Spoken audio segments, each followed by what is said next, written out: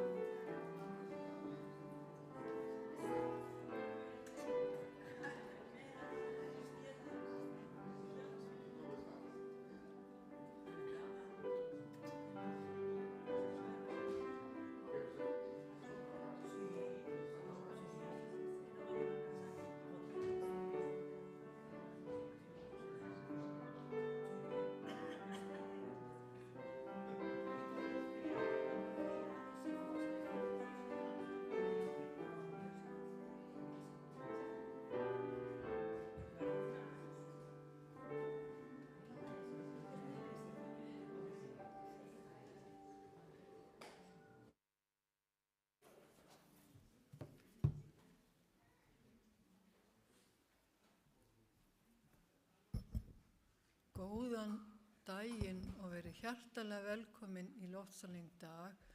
Við erum með gesti frá Ameríku og Danmörku og kannski víðar frá og verið öll hjartalega velkomin. Og já, bara yndislegu dagur og við skulum hefja stundina í Jesú nafni með því að syngja sálminn með 343.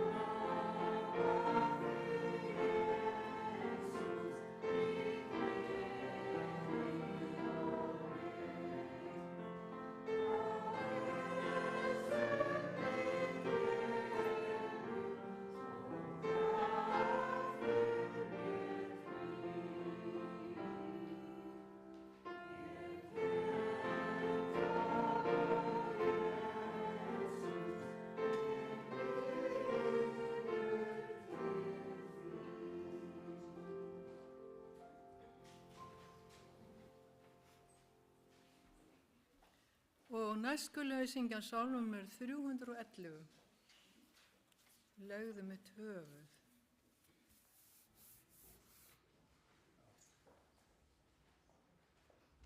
Thank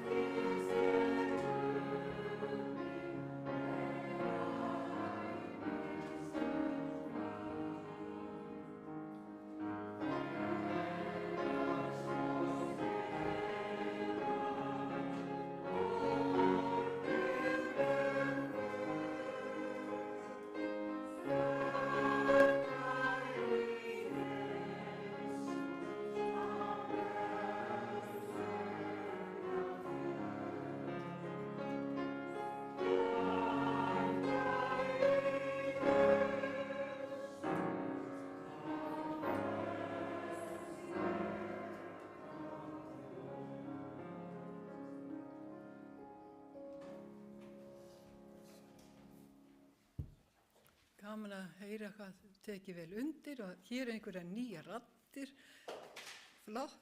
flottu kór. En við skulum rísa á fætur, ég les textin sem Gústaf valdi, 2. Mósebók 19, 5-6. 2. Mósebók 19, 5 og 6. Nú ef þér hlýðið minni röddu grandgæfilega og haldið mig sáttmála, þá skulu þér vera mín eiginleg einn umfram allar þjóðir, því að öll jörðin er mín. Og þér skulu vera mér prestaríki og heilagur lýður.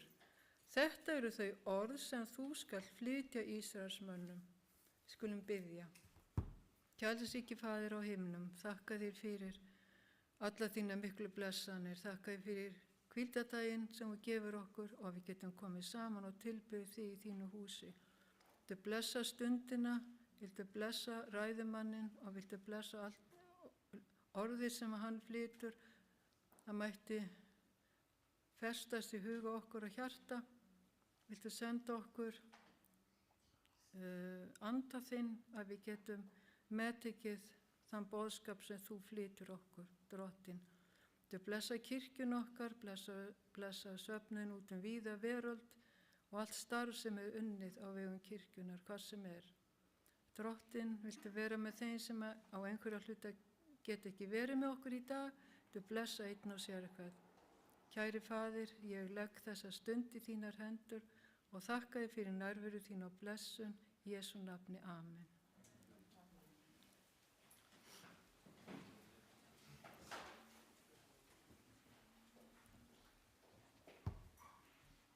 Og þá syngjum við sálmur 132. 132.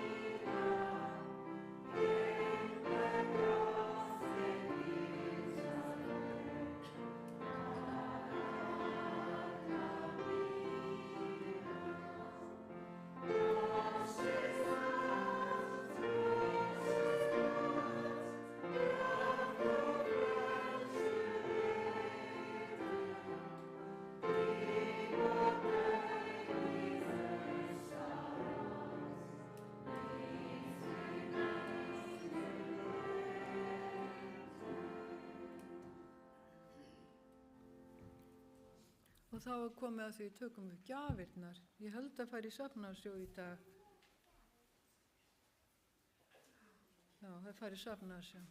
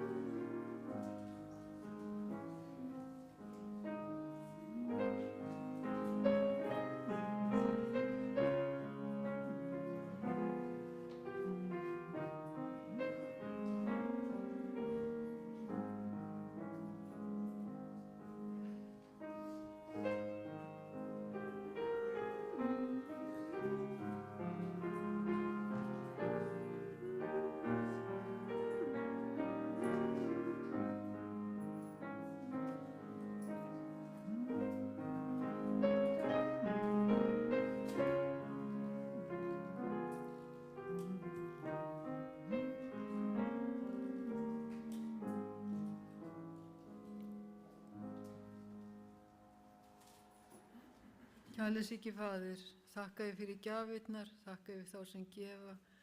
Viltu blessa þær og viltu blessa þá sem gáfu og við beðum að það komi á góðu notum við þitt málefni.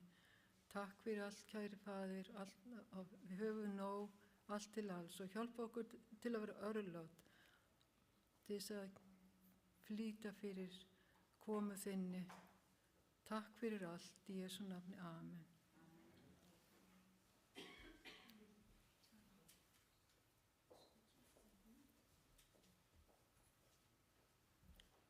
Þá komið að barnasálminum, hann númer 76 og ef krakkarnir myndi kannski setja sér fremstu stólana á meðan við syngjum, það er fullt af börnum.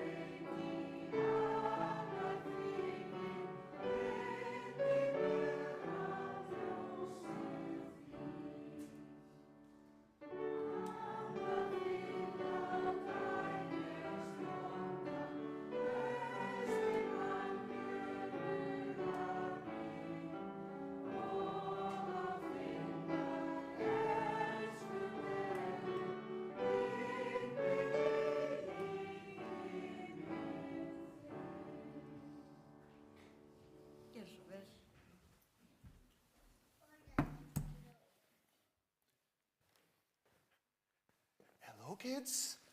Happy Sabbath. Sæli krakkar, gleðilegan hvíldardag. Happy Sabbath. What? Hann heyrði ekki alveg. Ef við að segja þetta saman. Gleðilegan hvíldardag. Come on. Happy Sabbath. Oh, thank you. So today I'm going to tell a story, probably that you already know. Í dag ætla ég að segja ykkur sögu og þið hafi kannski heyrt hann áður. It's about a kid who was, he had two personalities. Þetta strák eða barn sem var með tvenns konar persónuleika. He was at the same time a prince and a slave in some sense.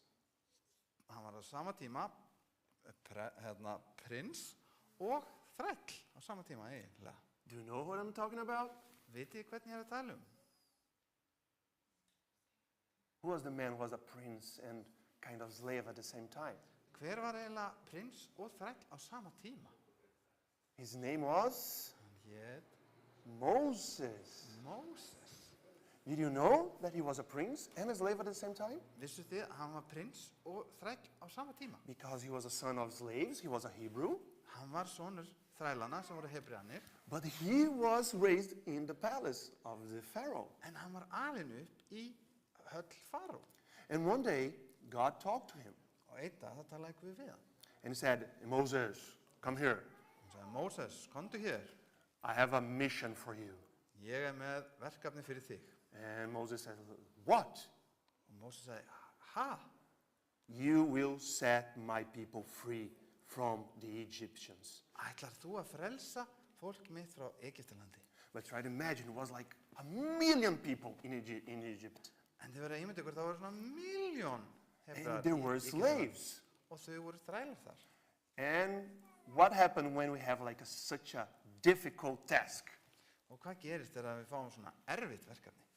Sometimes we give excuses, right? Þá kannski fyrir við að afsaka okkur. You know, like I'm too young, Ég alltaf ungur kannski, myndu við segja. I didn't study, Ég ekkert búin að læra fyrir þetta. I'm not capable of. Ég ekkert fær til að gera svona. And guess what?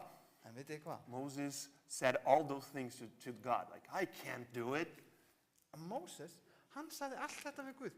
Hann sagði, ég get ekkert gert þetta. Like, how can I free 1,000,000 people from the Egypt? Hvernig get ég frelsað 1,000,000 manns frá Egyptalandi? He gave excuses to God. Og hann gaf Guði fullt af mismunandi afsökunum. But God said to him, trust me, En, I will guide you. en Guð sagði hann, treystu mér, ég mun leiða þig. And finally, Moses trusted God and went to Egypt. En að lokum þá treysti Móse Guði og fór til Egyptalands. And he said to Pharaoh, like, please, let my people go. Og hann sagði við Faró, leyfðu fólkinu mínu að fara. And what Pharaoh says, Og hvað sagði Faró? do you remember? Munið þið hvað Faró sagði? No, Hann sagði, nei. it's like a free work for me. Herri, ég vil ekkert hleypa þessum burtu. These people like cost me nothing. They're Ókeypis slaves. vinnuafl. Þau vinna bara fyrir mig og ég þarf ekki að borga þeim neitt. And then God sent 10 plagues to the Egyptians. En þá sendi Guð 10 plágur til Egypta. And finally, Pharaoh changed his mind and said, okay, you can go. Að lokum þá skipti Faró skoðun. Svo allt í lagi, þið megi fara. And then there's like 1,000,000 people, they went out of Egypt land. Og þá fór þetta 1,000,000 manns út úr Egyptalandi. And they were happy, and they were singing. Þau voru glöð og þau sungu. Try to imagine like 400 years as slaves. Þið getið ímyndað ykkur, Hebrearnir voru búin að vera 400 ár sem þrælar. And then they arrived at the shores of the Red Sea, Og svo komu þau að ströndinni, eða við Rauðahafið. a beautiful sea. Mjög fallegt haf. And they were happy because they were free. Og þau voru glöð því þau voru frjáls. But En Pharaoh changed his mind. Faró skipti skoðun. He said, no, I won't let those people free. I will chase them.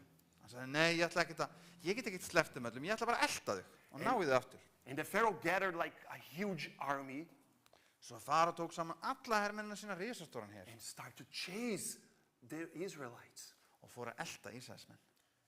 And then they saw the Egyptians were coming. The Israelites saw the Egyptians were coming. Svo sáu þau að Egyptarnir voru að koma And they saw behind them the Egyptians, in front of them a huge ocean. Fyrir aftan þau voru Egyptarnir að koma og hinum megin það var risastórt haf. And how to run from them if you have an ocean in front of you? They don't have boats or anything. Og hvernig það flýja? Þau voru ekki með neina báta til að fara yfir vatnið. And then they start to complain like Moses. Moses, why did you brought us here to die here on the shores of this Red Sea? Og þá farið það að kvarta í Móses. Móses, akkur ertu að koma okkur hingað? Þú ert bara búin að koma okkur í klemdur. And then Moses was desperate as well, and he prayed to God. Og Móses, hann vissi ekki alveg hvað hann átti að gera, en hann ákvað að biðja til Guðs. And what God did, Og munið hvað Guð gerði? God said, didn't tell you to trust me? Guð sagði ykkur ekki að treysta mér. Go, you stand in front of the Red Sea, Standið fyrir fram að Rauðahafið raise your staff, og Móses haldt á stafniðinum and order to the waters of the Red Sea. og gefðu Rauðahafinu skipun. And Moses did that. And what happened? Og Móses gerði það. Suddenly, they saw the Red Sea was start to open. að þá allt í einu opnaði Rauðahafið. Open, in a dry land open in the middle of the ocean. Og þau gáttu labbað, það var þurrt land í miðjunni sem þau gáttu labbað yfir. Try to imagine like huge walls of water, one side of the other. Og risastóru veggir af vatni sikkur megin. And the people start to cross the Red Sea Og on dry land. Og fólki byrjaði að labba yfir Rauðavatnið á But þurru then, landi. what happened? En hvað gerist þá? The Pharaoh started to chase them as well in the middle of the ocean. En Faró, hann gefst ekki upp, þannig að hann ætlaði líka að fara þarna yfir vatnið. And they were start to running, like the Israelites, like, oh, they're running after us. We have to cross the Red Sea, like, really soon.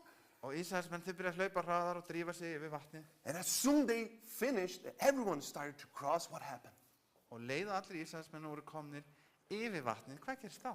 The army of the Egypt was in the middle of the crossing of the ocean. Og þá var her Faró í miðjum hafinu. And God did what? Og veitir hvað Guð gerði? He closed the ocean and swallowed every single one Hann of the Egyptians. lokaði rifunni og þannig að vatnið fór yfir alla. Try to imagine an ocean open to them and suddenly cross, like closing after them. Ímyndaði ykkur, Guð opnaði hafið fyrir þau og hann lokaði síðan eftir það. You know what that means? Veit ég hvað það þýðir? There's no problem big enough that God can't solve in our lives. Veit ég hvað það þýðir? Það þýðir að það er ekkert vandamál í lífi okkar sem er of stórt til þess að Guð geti ekki leyst það. Maybe you think it's impossible. Við gætum hort á það og sagt, þetta getum við aldrei gert. Sometimes you're gonna ask God, like, why? Why is this happening to me? Og kannski spyrjum við Guð einhvern tímann, akkur er þetta að gerast? Akkur er ég að lenda í þessu? And the only thing that we have to pay attention is God saying to us, En við þurfum að muna að hlusta á rödd Guðs, trust me. treystu mér. I got this for you if you Ég- only trust me. Ég er með þér, ég passa upp á þig, þú þarft bara að treysta mér. Let's pray. Við skulum biðja krakkar. Dear Heavenly Father, Kæri himneski Faðir, help us to have this faith, hjálpa okkur að hafa þessa trú, to believe in you, að trúa og treysta þér. even when we don't see a way out. Jafnvel þegar við sjáum enga undankomuleið. Help us to believe that you're always with us. Hjálpa okkur að trúa því að þú ert alltaf með okkur. In Jesus' name we pray. Og við byggjum þess í Jesú nafni. Amen. Amen. Takk krakkar. Gústaf, þú mátt halda áfram. Time is yours. Yeah, I'm just like.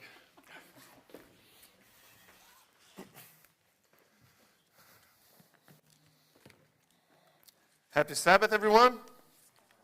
Happy Sabbath. I want to hear. Happy Sabbath, everyone. Come on. Gleðileg dag. Feliz Sabbato. Feliz sábado. Ah, that's I like to hear. Ef hann ætlar að tala á ensku og íslensku, þá skrifar því á spænsku. Deal. You speak in English and Icelandic, I translate into Spanish. Yes, that's good. Welcome, everyone. Verið hjartalega velkomin öll sömul. I see there's a lot of people visiting us this morning. Ég sé að það gleður okkur að sjá að það eru margir gestir hér í dag. You are most welcome here with us. Þið eru hjartalega velkomin öll sömul. And there's a lot of people who's watching us through YouTube.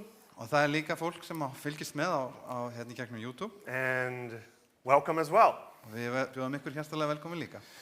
Before I start my message this morning, Áður en að ég hef boðskapinn sem ég til að bera í dag, I couldn't miss to say one thing.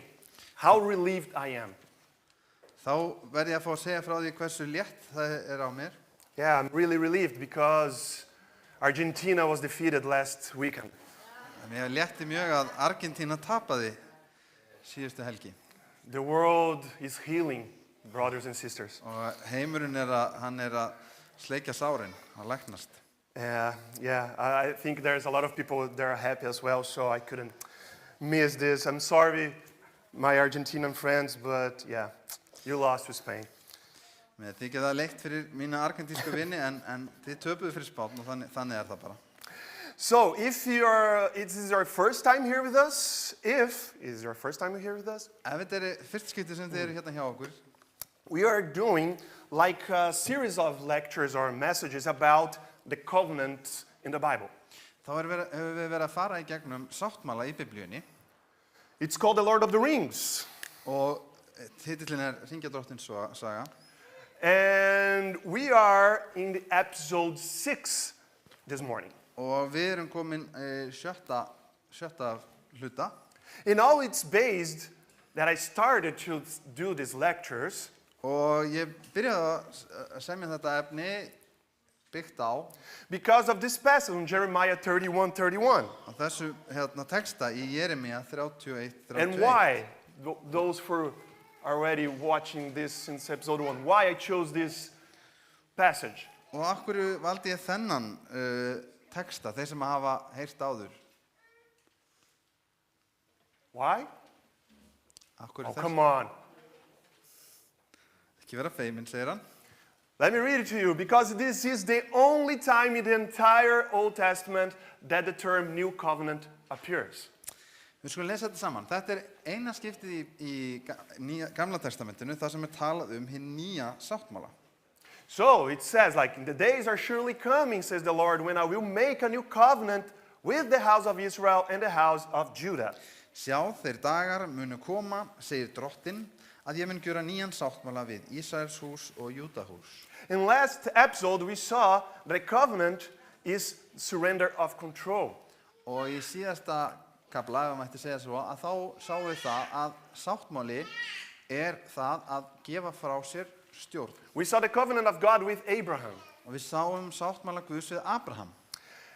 And I told last time that we were here at the bottom, like building the foundations of the covenants. Og eins og við fjöllum síðast, þá tölum við það að við erum hérna neðst í píramídunum og við erum að byggja upp þennan sáttmála. And I know it was dense in the beginning. Og ég veit að þetta var svolítið þungt að upphafi. Even my mom told me, like, oh, you talked a lot last time, right? Og jável mamma mín, hún sagði, þú talaði mikið síðast, það ekki? And I want to say hi to my mom and dad who are watching now live streaming in Ég vil Brazil as well. Heilsa Hi, Mom sérstaklega and mamma Dad. og pappa sem eru að fylgjast með frá Brasilíu. I promise I'll try to be more succinct this morning. Og ég lofa að ég Promise. verð stutt orðið í dag. I don't know if I'll be able to keep it, but anyways. Já. Okay, so today we're going to the next layer here Og of í the dag covenants. þá ætlum við að fara á næsta stig eða næsta þrep þessa píramída. Yeah, today we're going to see the covenant at Sinai. Og nú ætlum við að horfa á sáttmálan við Sínai fjall. And the Sinai is one of the most dramatic and most misunderstood moments in the scripture. Og Sínai, sáttmálinn þar, hann svona einn af þeim stærri atburðum í Biblíunni en líka sá sem oft misskilinn. Because most of people, when they think about Sinai, they think about rules. Því að flestir horfa til Sínai fjallsins og hugsa reglur, They think about the law. lögmálið, They think about how God is laying down requirements, þar sem að Guð sé að leggja ákveðin skilyrði like drawing boundaries and og lines. dregur mörk og línur. But I want to show you something different today. En mér langar til að sýna ykkur aðeins aðra sýn á I want to þetta í dag. show you that Sinai is not primarily about the law itself. Mér langar að sýna ykkur það að Sínai fjallið það segir okkur ekki bara lögmálið sjálft. Sinai is primarily about love. Heldur fjallar það umfram allt kærleikan. And it's a covenant proposal. Og þetta boð sáttmála. So, let's open our Bibles in Exodus 2, verses 24 and 25. Og við skulum fara í aðra Mósebók, annan kafla, vers 24 og 25.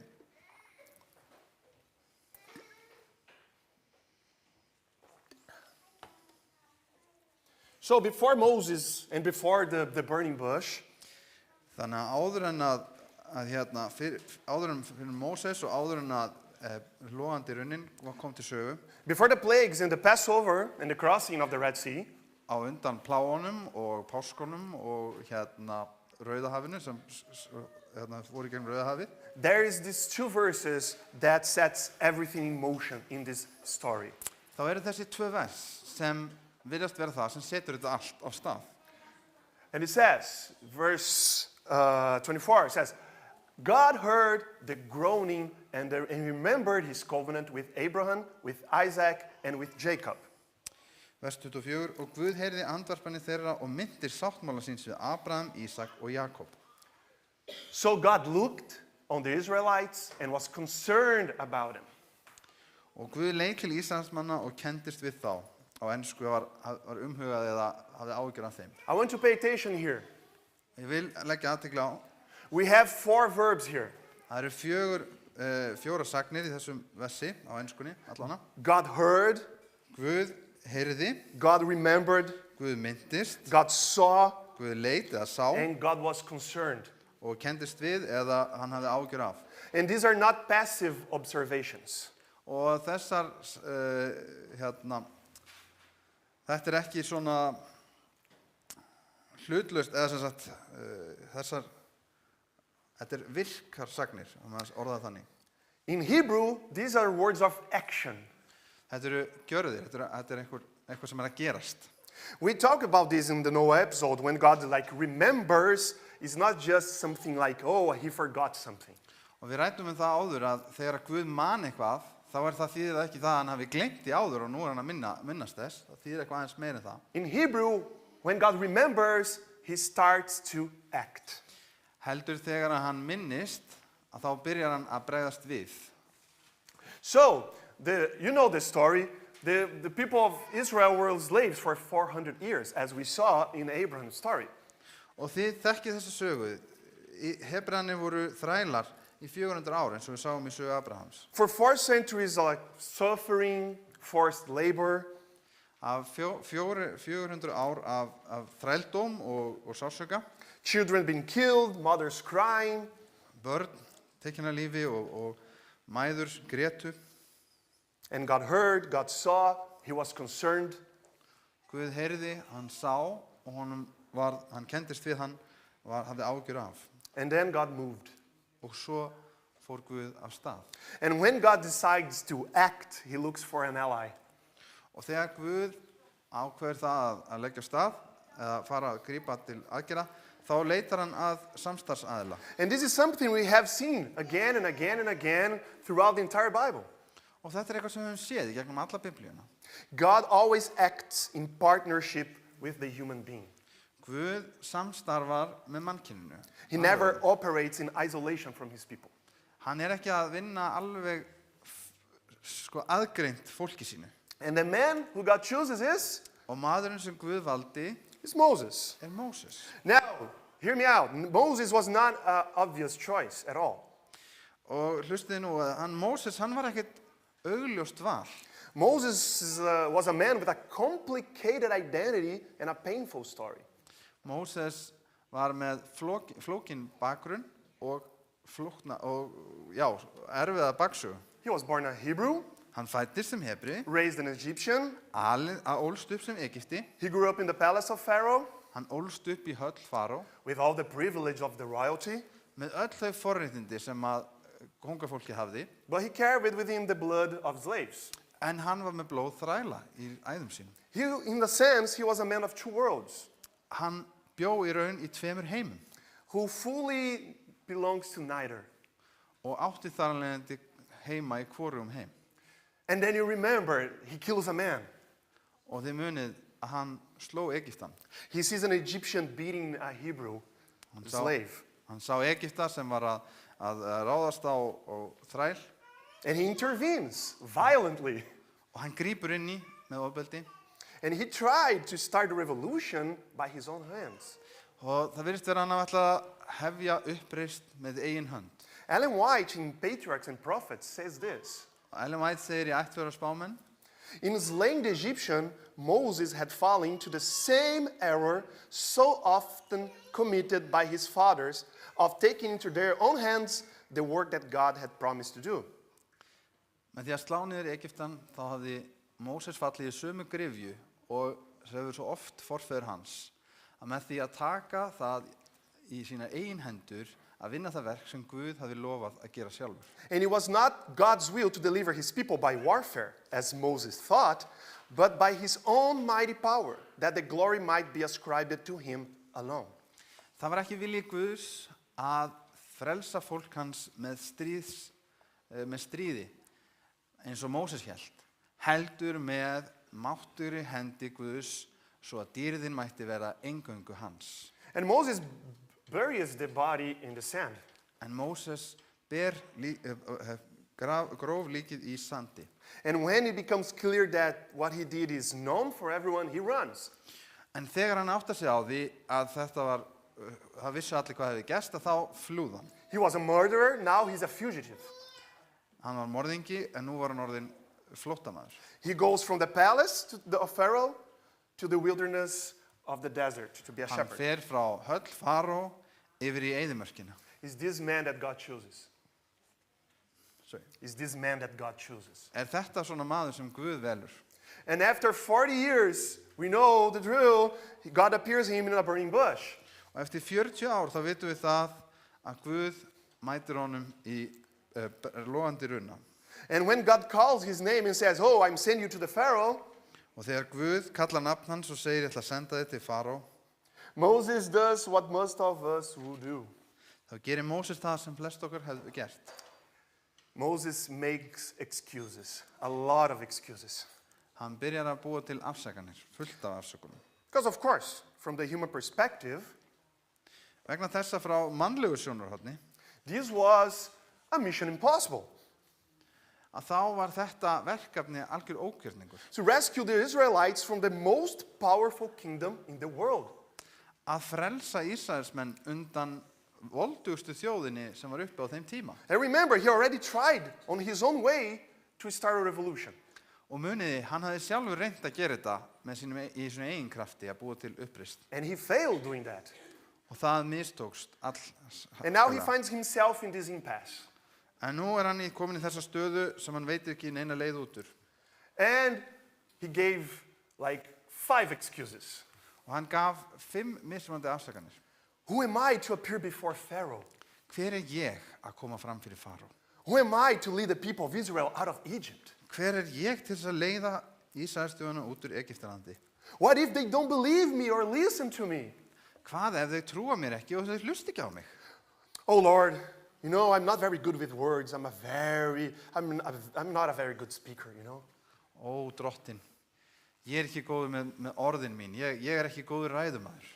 And time after time, excuse after excuse, Og aftur, afsökun fyrir afsökun, God reprimands him and give like a solution to him. Like, oh, don't worry, you know, I got you. þá segir Guð við hann, að ekki ágjör þessu, ég með þig. Have you ever been like in a conversation with your friends, Hafið einhvern tímann verið að ræða við vini ykkar and they're planning to going out, og þau á leiðinni eitthvert? and you don't want to go out. You're gonna just want to stay at home, you know. Þau að spáði að fara eitthvert en þið myndi gjarnan vilja bara freka vera heima. And you start to make excuses, trying to not say like no in the front. Og þú byrjar kannski að búa til einhverja afsakanir þegar þú ekki að fara af stað. And your friends keep like finding solutions for you, like no, we got this, we got that. Oh, it's so frustrating. Já, en vininir þeir koma bara með lausnir við þessum vandamálum. And finally, Afsökun. when Moses got any more like arguments, Og þegar að Móses hafði engin frekari rök, what he says, hvað segir hann? oh Lord, please send anyone else. Og segir hann, drottin, sendu einhvern annan. 5 times Moses pushed it back. 5 sinnum þá ítir Móses tilbaka. 5 times he finds a reason why he's not the right person for this assignment. 5 sinnum fann hann ástæðu fyrir því af hverju hann var ekki best til þess fallinn að leysa þetta verkefni. And here's what I want you to notice here in this part. Og það það sem ég vil draga út úr þessari sögu hér. God does not get frustrated with Moses and choose someone else. Að Guð verður ekki hvað sem reiður eða ósáttur við Móses og gefst bara upp og velur einhvern annan. God does not tell Moses to stop being so weak or a coward and just do it. Hann segir ekki við Móses, ekki vera svona veiklinda, ekki vera svona mikill, svona mikill, hvað sé ég? Heigull, já, heigull. So God meets every single excuse of Moses with patience and provision. En Guð mætir hverri afsökun með þolinmæði og með lausn. So God has always surprises in store for us as well, just as he did with Moses. Þannig að Guð hefur alltaf eitthvað óvænt upp í hendinni fyrir okkur, alveg eins og hann hafði fyrir Móses. And however, our typical reaction, I think, is just similar as Moses, right? En kannski okkar vanalegu viðbröð kannski ekki þó ólík viðbröðum Móses. You know, we give excuses like, oh, come on, I'm too young or I'm too old to do this. Við gefum Guði þessi afsakanir, ég of ungur eða ég of gamall. Oh, come on, God, I don't have a diploma or I have too many diplomas. I can't do this. Ég ekkert búinn að taka neitt nám fyrir þetta eða ég allt of menntaður fyrir þetta. Oh, I have a long history of failures in my life. Please call someone else to do this. Veistu að Guð, það hefur ekkert gengið sérstaklega vel hjá mér. You know, like Kalla einhvern annan. God needs someone else, not me. Like there's plenty of people there. Why me, you know? Guð, það fullt af öðru fólki. Getur ekki bara sendið einhvern annan? Our release will only end when our submission to God begins. Og þessi listi afsakana, hann mun bara enda þegar að við gefumst Guði að fullu. Because God does not give up on you, ever. Því að Guð gefst ekki upp á okkur. He does not simply see as you are. He sees you as the person that we will become. Hann sér okkur ekki bara sem svo manneskja sem við erum í dag, heldur svo manneskja sem að hann vill umbreyta í okkur lífi. And this is what a covenant looks like. Og það þannig sem að sáttmáli lítur út. This is the God who enters in partnership with broken, frightened, and complicated human beings. Þetta Guð sem að fer inn í sáttmála með brotnum mannfólki sem að með flókin bakgrunn. And then Moses are experiencing this tension. Og Móses, hann fara að upplifa þetta. He sees the manifestation of God in front of him. Hann fara að sjá Guð ganga framhjá. God talking directly to him. Guð talar beint til hans. And still, Moses is asking for a sign or something. En jafnvel þrátt fyrir það, þá biður Móses samt að fá eitthvað merki. You know, like he's like, who am I to appear before Pharaoh? Who am I to lead the people of Israel, of Egypt? Hver ég að fara fyrir Faró? Hver ég að leiða Ísraelsfólki út úr Egyptalandi? In Exodus 3:12, God answered. Open your Bibles. Og ef við opnum ritninguna í annarri Mósesbók 3. kafla 12. versi, þá svarar Guð. What God replies to Moses. He replies, God answered, I will be with you. And this is your sign. You know, like you ask for a sign. This is your sign that I am with the one has sent you. When you have brought the people out of Egypt, you will worship God at this very mountain. Þá sagði hann, sannarlega mun ég vera með þér, og þar skalt þú til marks hafa að ég hefi sendt þig, að þá þú hefur leitt fólki út af Egyptalandi, muni þér þjóna Guði á þessu fjalli. So a sign is something very characteristic of God's covenants. Svo merki, það eitthvað sem einkenni þessa sáttmála Guðs. Like a rainbow with Noah. Eins og regnboginn í tilfelli Nóa. Circumcision with Abraham. Umskurn í tilfelli Abrahams. And God's saying now, like, you will know that I sent you because you end up back here. Og at this mountain. Guð segir, þú veist að ég hef sendt þig að því að þú munt koma aftur hingað á þessu fjalli. And this is the sign, Moses. Og þetta merki, hefur til merki þess, Móses. You have to wait because the proof is in the other side of this journey. Þú verður að bíða því að sönnun þess að hinum megin í þessu ferðalagi. And all you need to know right now is that you are going back here.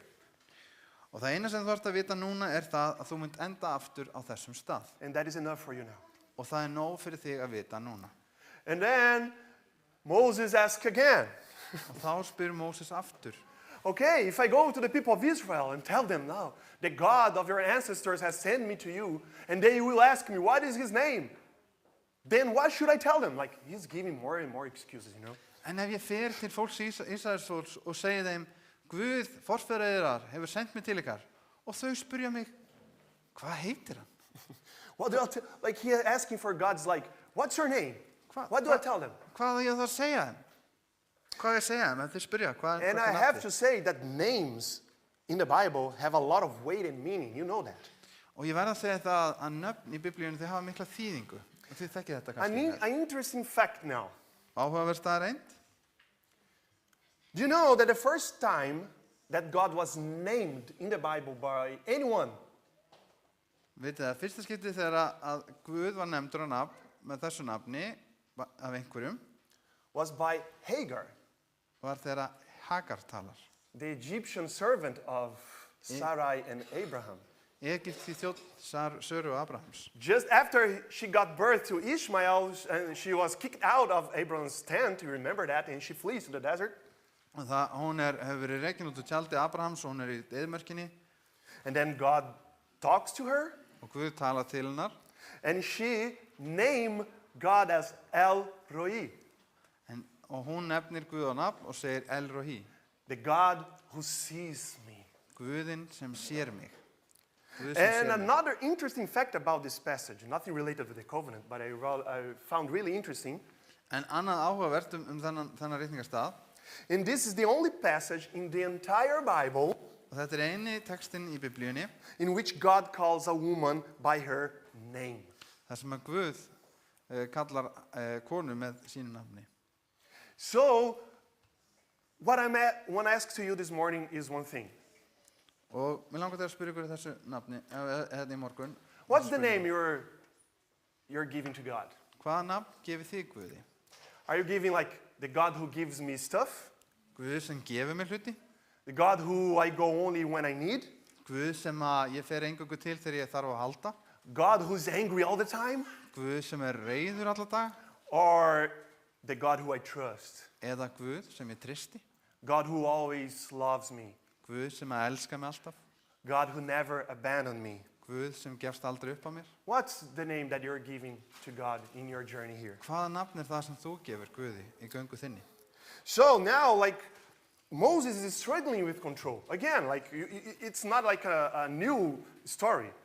Þetta ekkert ný saga. Móses þarna að eiga í erfiðleikum með stjórn. He is struggling with his insecurities. Hann óöruggur. He is struggling to trust God. Hann á erfitt með að treysta Guði. Asking about his name. Og spyr Guð nafn hans. And what God answers. Og hvað svar gefur Guð? Exodus 3:14. Við förum í aðra Mósebók, 3. kapla og 14. vers. God said to Moses, I am who I am. This is what you are to say to Israelites. I am has sent me to you.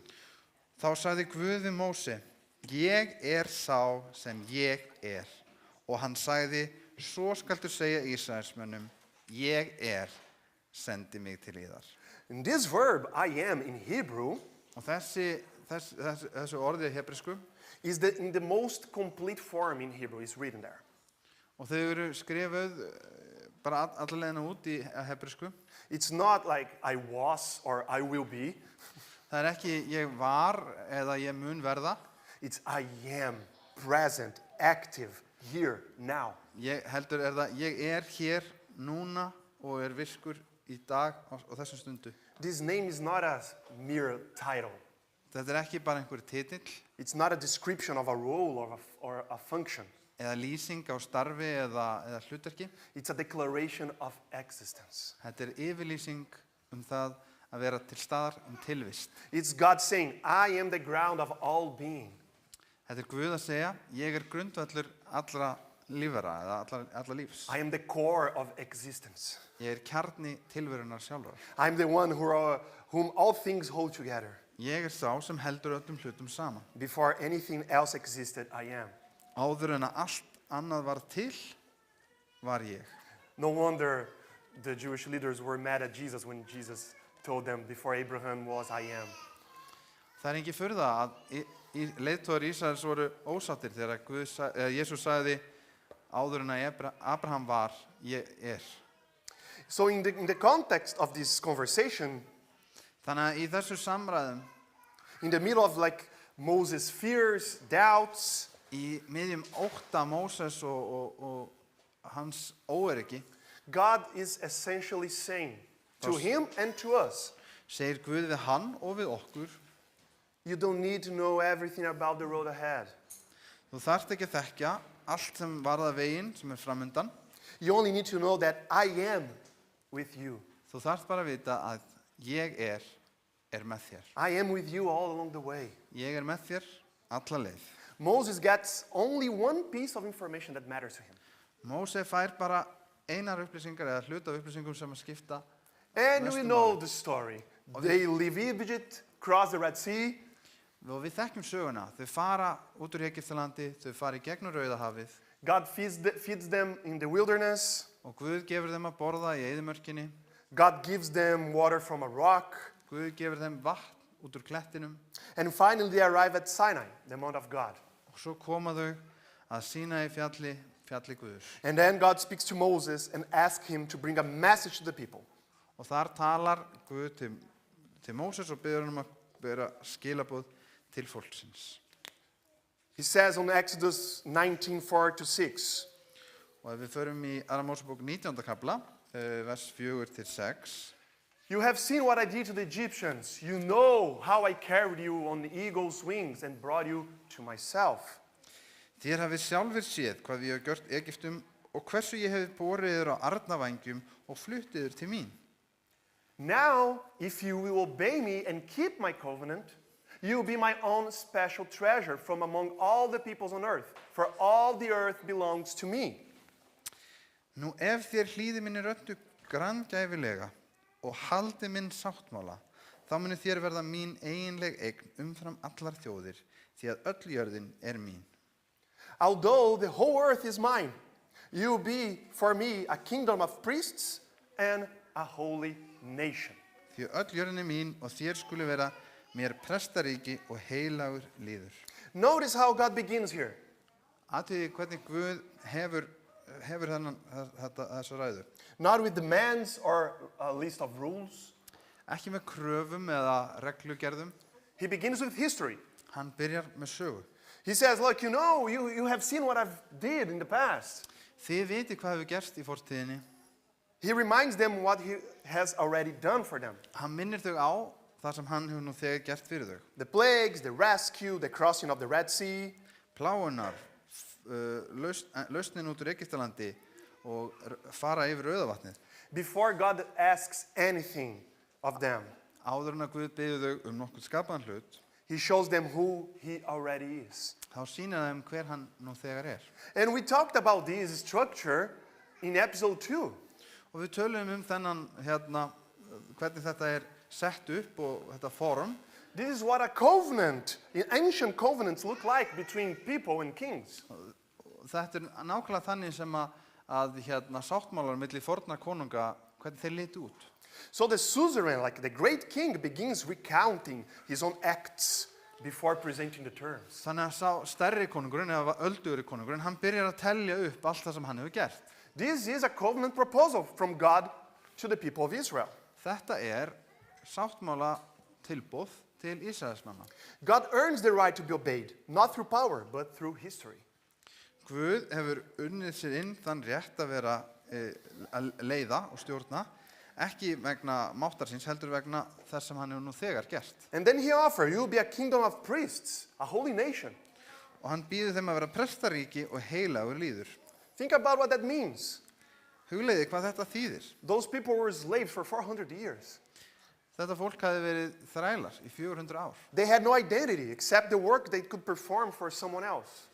Þeim vantaði þau hafði enga sjálfsmynd, þau hafði bara unnið fyrir aðra. No rights, no voice, no dignity. Þau hafði ekki haft neinn réttindi, enga rödd, enga virðingu. And God says, now we will be priests, you will be a kingdom. Og Guð lofar þeim að nú verði prestaríki og ríkidæmi. God doesn't just free them from slavery.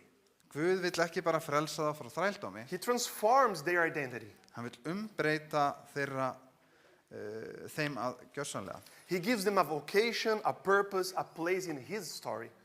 Hann vill gefa þeim verkefni og stöðu í sinni sögu, sínum starfi.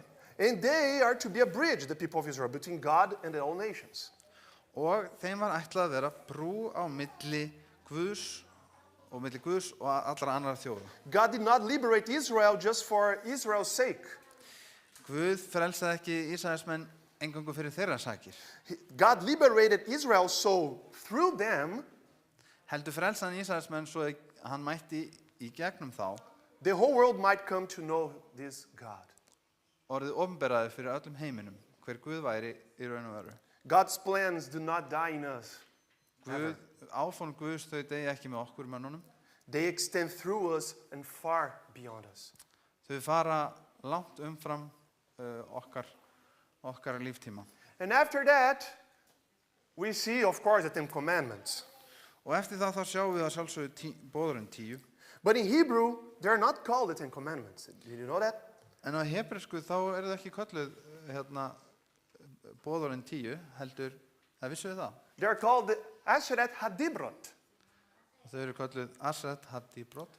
That means literally the 10 words. Það þýðir bókstaflega hinn 10 orð. Just as in Genesis 1, when God said 10 times, Og alveg eins og í fyrstu Mósebók þegar Guð segir 10 sinnum, Mount Sinai is 10 words of the covenant. að þá eru það segir, sorry, what 10 times in Genesis, so I translate. Now it's 10 words of covenant. Já, nú er það 10 orð sáttmálans. And these 10 words are not a list of religious regulations, you know. Og þessi 10 orð, þau eru ekki listi af trúarlegum reglum. They are principles Þetta eru bara grundvallar svona meginreglur. from which everything else flows from it. Það sem allt annað flæðir frá. They are the DNA of the covenant relationship with God. Þau eru erfðaefni sáttmála Guðs. And the first word, the first commandment Og is, fyrsta, is what? og fyrsta orðið, fyrsti boðorðið, hvað er það? It's find in Exodus 20 verse 3, you shall not have other gods before me. Og það er að finna í 2. Mósebók 20. kafla og 2. versi og 3. versi, þú skalt ekki hafa aðra guði mig. In Hebrew, again, the verb here, you shall have. Og á ensku, já, The verb in Hebrew, like you shall have, sögnin að hafa í hebresku is the verb haya. Sögnin haya, Is like to be or become. að verða vera eða verða. So in a literal translation, what God is saying is, Og með bókstaflegri þýðingu má segja að Guð sé að segja, you shall not be or you shall not become other God before me. að þá var hann að segja að þú skalt ekki vera eða verða annar Guð fyrir fram að mig. You shall not occupy the place that belongs to God. Þú átt ekki að vera á þeim stað sem er eingöngu fyrir Guð. So the first commandment is not primarily about worshiping idols. Svo að fyrsta boðorðið er ekki eingöngu það að tengist ekki því að tilbeða líkneski, It's about the deepest form of idolatry. heldur hið dýpsta form þess að It's the worship of tilbeðslu annara, ourselves. að við séum ekki að tilbeða okkur sjálf. This tendency to put ourselves at the center. Þetta er svona viðleitni mannsins að setja sjálfan sig í kjarna alls. When everything else is orbiting around us to make our own desires, Þegar allur alheimurinn á að snúast í kringum okkur til að uppfylla okkar þráir. our own comfort, Og lífið snýst eingöngu our own reputation, mitt orðspor, mínar tilfinningar, mínar þjáningar. God is not saying like, I want your obedience. Guð er ekki að segja, ég vil þína hlýðni. He's saying, I want your heart. Ég vil hjarta þitt. I segir want to Guð. be your center.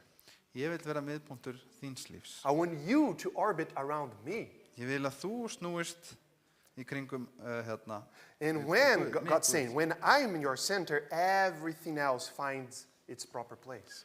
Og þegar ég, Guð, er miðjan í þínu lífi, þá finnur allt hitt sinn stað. Now, here's what I think is the most important thing that I want to say today about the 10 words or the 10 commandments. Og hér er það sem ég langar til að deila með ykkur 10 orðin, eða boðorðin 10. They are not a prison, they're a path to freedom. Þau eru ekki fangilsi, heldur eru þau leið til frelsis. Because we have this modern idea that freedom means Og við erum sett í nútímanum með þessa hugmyndum að frelsi þýði is doing whatever I want, whenever I want, the way I want. að ég geti bara gert það sem ég vil, hvenær sem ég vil, alveg sama hvernig sem það er gert. With no consequences, absolute freedom, unlimited choice. Án allra afleiðinga, algjört frelsi til að gera hvað sem er. But the Bible says something completely different. En Biblían kennir okkur eitthvað alveg þveröfugt við það. God says there is no such thing as absolute freedom. Guð segir það er ekkert sem er algjört frelsi, You are always serving something or someone. því maður er alltaf að þjóna einhverju eða einhverjum. You are always ordered around some center. Þú ert alltaf að fara kringum einhvern miðpunkt. So the question is not whether you serve or not. The question is what or who you serve. Þannig að spurningin ekki hvort þú þjónur einhverjum, heldur hverjum og hvað það sem stýrir þér. And the people of Israel, they were slaves. They were like, quote unquote, free to serve Pharaoh. Og Ísraelsmenn, þeir voru þrælar, þeir voru í raun og veru þeim var frjálst að þjóna faró. That was the only life they knew. Það var eina lífið sem þau þekktu. And God comes and says, okay, now I'm liberating you. I'm freeing you. Og Guð segir, nú ég að frelsa ykkur. Not for you do whatever you want. Ekki til þess að þið farið og gera bara hvað sem I'm freeing you so that you can serve me. Ég að gefa ykkur frelsi, svo þið getið þjónað mér. Imagine the Israelites as spiritual babies. Ímyndið ykkur Ísraelsmenn sem andleg börn. So when we're educating very young children, Og þegar við erum að mennta ung börn, it doesn't make sense at first to explain all the principles behind it. þá kannski ekki rænt að byrja á því að útskýra allar meginreglur og allt í kringum það. You simply start by saying, hey, don't do this, do that, it's good for you. Að þá byrjar við með því að segja leiðbeina einfalt. Ekki gera þetta, því það ekki gott fyrir þig og það gott fyrir þig að gera þetta. And the problem is when you are into like 10, 20, 50 years in a relationship with God, En þegar maður hefur verið 10, 20, 50 ár í sambandi í tengslum við Guð, and you're still living like a baby, en maður samt unga barn í trú, without understanding the principles behind it. og maður skilur ekki þessar meginreglur þar að baki. That was a problem with the Pharisees. Það var vandamáli með fariseiana. And that's a problem that we face today in the church as well. Og þetta vandamál sem við eigum líka við í kirkjunni í dag. Serving God Okkar tíma. is freedom, it's not slavery. Það að fylgja Guði og þjóna Guði, það frelsi, ekki þrældómur. Because God, unlike Pharaoh, is all good, is all love. Því að Guð, ólíkt faró, algóður, hann kærleiksríkur. This is a very good deal. Þetta mjög góður samningur fyrir okkur. Changing one slavery master to another slave master.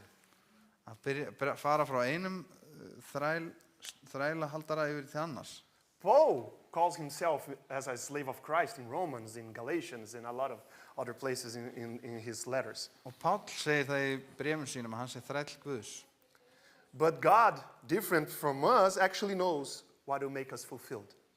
En ólíkt því sem við höldum eða hvað við vitum, að þá veit Guð hvað það sem gefur lífin okkar fyllingu. So my argument is that the new covenant that Jeremiah says, Þannig að ég vil leggja það fram fyrir ykkur að hinn nýji sáttmáli sem að Jeremía nefnir is not a different thing from the previous covenants. Ekki ólíkur hinnum fyrri. The law at the Sinai is not the opposite of the gospel, as some people claim. Lögmálið á Sínai ekki í skjön við Guðspjallinn eða við fagnarerindið. Is an expression of the same love, unraveling over and over and over through time. Heldur það önnur birtingamynd sama kærleika sem að birtast með fyllri mynd yfir tíma. So, we saw in the first episode that the covenant is a bond. Svo í fyrsta partinu þá sáum við það að sáttmáli binding. We saw the covenant is a relationship, it's not a transaction, it's not a contract. Og við sáum að sáttmáli samband. We saw the covenant is vulnerability. Og við sáum það í sáttmála að þá sýnum við veikleika okkar. Is God opens himself to the possibility of being rejected, of being hurt. Guð gefur tækifæri á því að honum sé hafnað eða hann sé særður. We saw the covenant's preservation of life. Við sjáum að sáttmálinn snýr það að varðveita líf. That the promise that God will sustain and protect. Að Guð muni varðveita og vernda.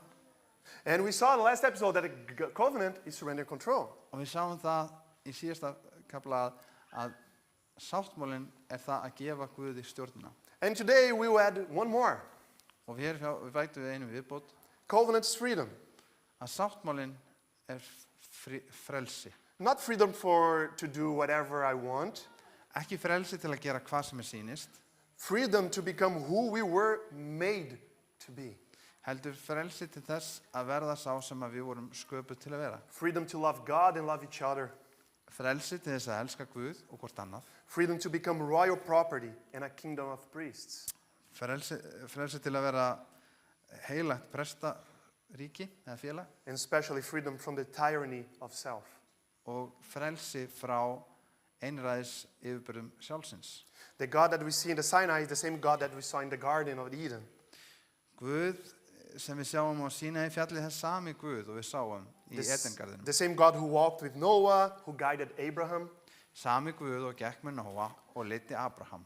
He is the God who hears, who remembers, Hann Guð sem heyrir og minnist who sees and who is concerned with you all the time.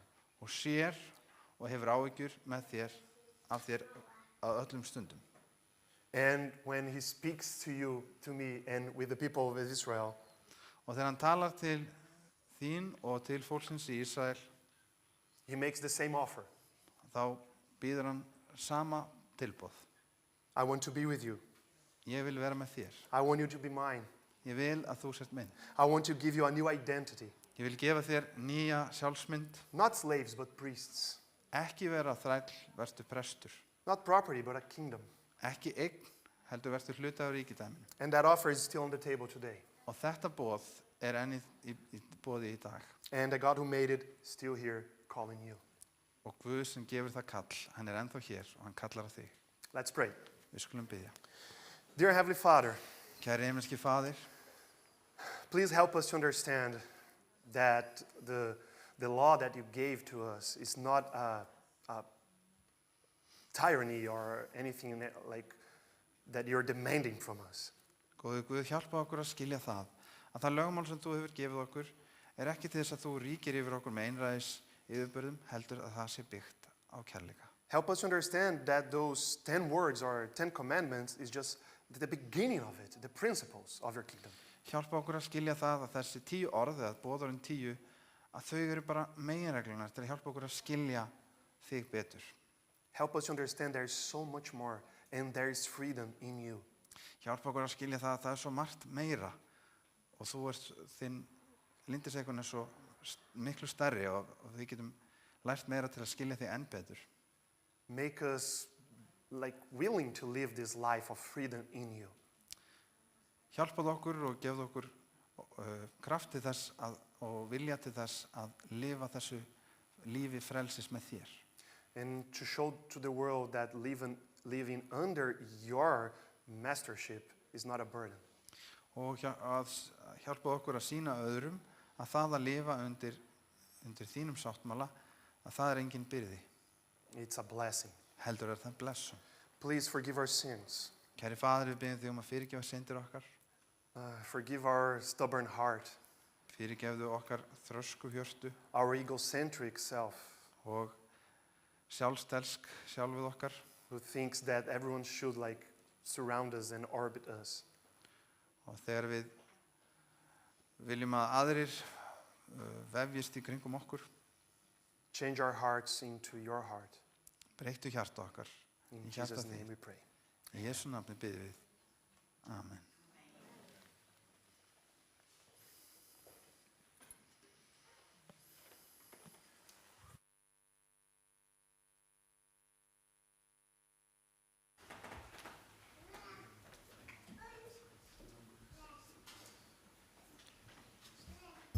Þökkum kærlega fyrir þessi góða orð og við endum á sálmunum 210 minni mig að við séum. Já.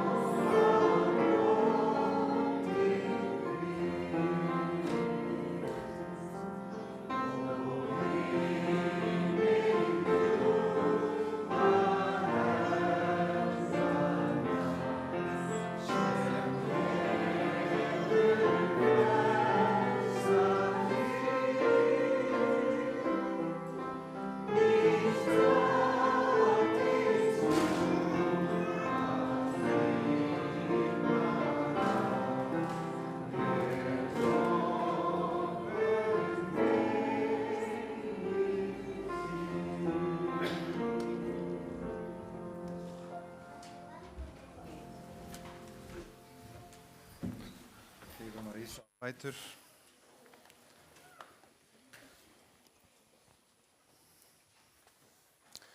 The Lord bless you and keep you. Drottinn blessi þig og varveiti þig. May the Lord smile upon you and be gracious to you. Drottinn láti sína ásjónu lýsa yfir þér og sé þér náðugur. May the Lord show you his favor and give you his peace. Drottinn uppliti sína augliti yfir þig og gefi þér frið. Amen. Amen.